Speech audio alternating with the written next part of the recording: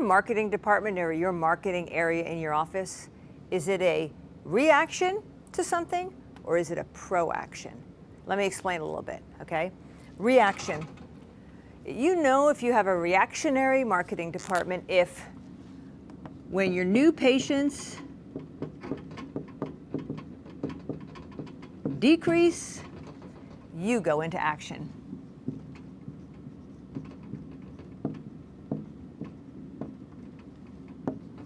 That's reaction. If you have a proaction marketing department, you are in action when new patients are up. So think about it that way. Easy definition, like that you should be able to figure yourself out where you're at. Marketing.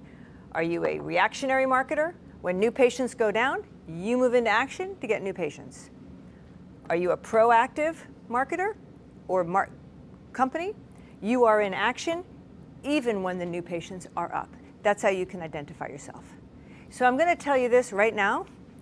This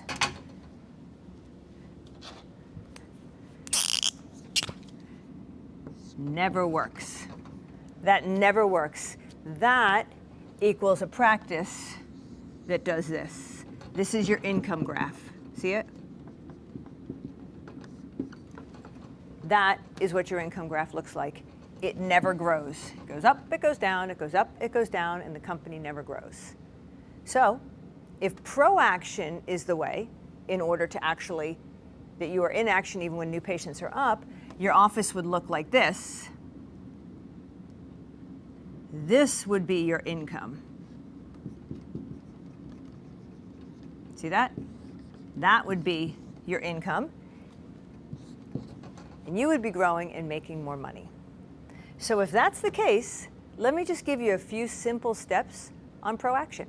Because honestly, it's actually not hard.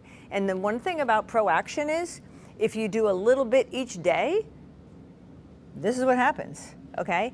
This here, the problem with this is, when the dips, you go into massive action, you put everything else aside, and you do all this work, all this work, all this work, all this work, put everything aside, you don't handle the things you need to handle, and you get the new patients up, they go up, and the income comes up, and you go, oh my gosh, thank goodness. Then you look around and you go, oh my gosh, here's all those things I didn't do.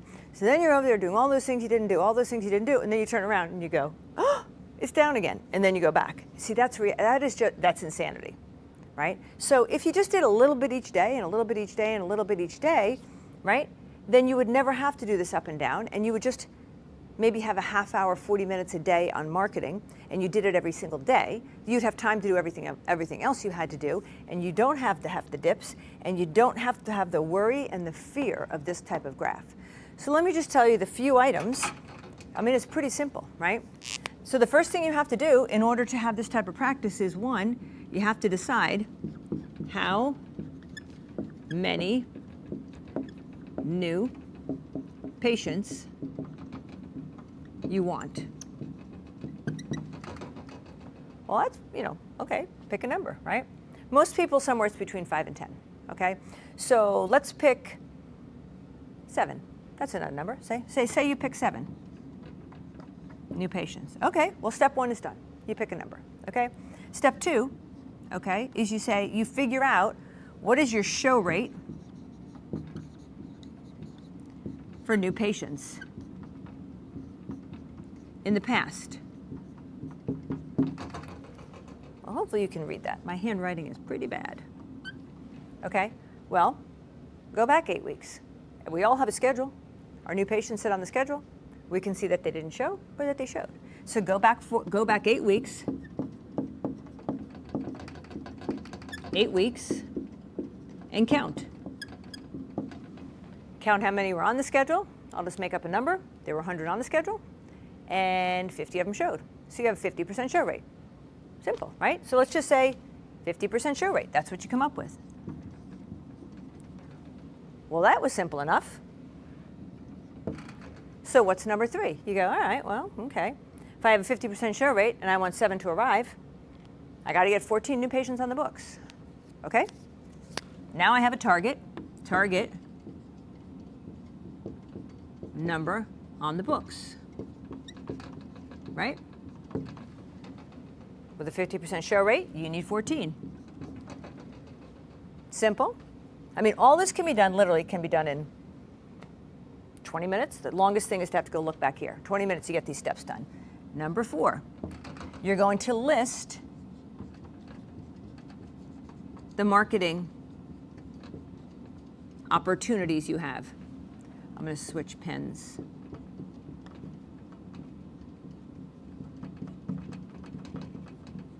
You're going to list your marketing opportunities.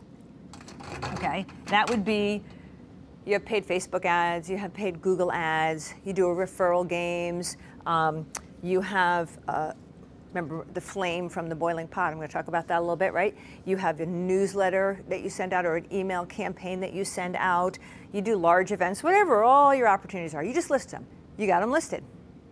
Great. Now you say, all right, now I tell you to take a calendar out. So get a calendar. Okay, you get a calendar out. You look at what you already maybe have booked in the future. You say, oh, you know, we have an event here, or I have Facebook ads that go out every single week. So to me, every week you put on Facebook ads, Facebook ads, Facebook ads, right? So you list everything you already have, all opportunities on the schedule. Oh, I'm off the board here. I'll bring it up here. You list all the opportunities on the schedule that you already have booked.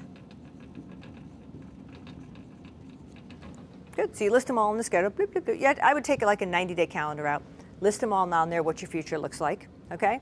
And then number 6 is you put the number of new patients expected from the activity.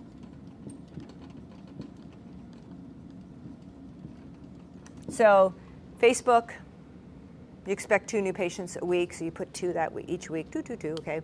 Google AdWords, you expect 2, so 2, 2, 2, 2, 2. Oh, I've got an event this week, I expect 6 from this event this week. So you just literally put numbers on them all, right? Because remember, we have a number here. You need 14 schedules. So now we just systematically figure out what's going to go on your calendar that you get all those schedules, right? So here I go here. I put my the number of new patients expected, and now I see where my holes are in my calendar, and I go, well, I have noticed on week 1, I have great opportunity. I've got 2 events, I've got Facebook, I've got this, I've got that. On week 1, right? Week 2, I only have Facebook and Google AdWords. So when you put your calendar out, you're gonna see your weeks. You literally could plot your own graph at that point because you're gonna know the weeks you're up and the weeks you're down, the weeks you're up, the weeks you're down. So you just fill in the blanks now. You now fill in the remainder of the weeks with opportunities and the number of new patients, because you need them to equal 14 a week, right? To schedule. And then you go get those activities. And that's it. It's that simple. How many new patients you need? I need 7. What's my show rate? 50%. What's my target to get on my books? 14. What are all the things I do in my office? Get real creative. Whole list, great. Get out a calendar. What do I already have scheduled? Okay, great. Put a number on all those things I scheduled. Equal at the end of the week. Ooh, this week I only have 2 available to come in. This week I have 15. This week I have 6. Okay, looks like the week I have 2, I need to get some other activities. Get them on the schedule so that at the end of each week I can say I'll get 14 and then go get those activities. So when I say this 1 through 7, probably take you an hour to do, 1 through 7. And then remember when I talked about the 45 minutes a day? Totally spent on go get those activities. That's it, 45 minutes a day. Getting those activities, fill in that calendar. Getting those activities, fill in that calendar. And your graph will look like that with your income. And that is how you are proactive marketing in your office.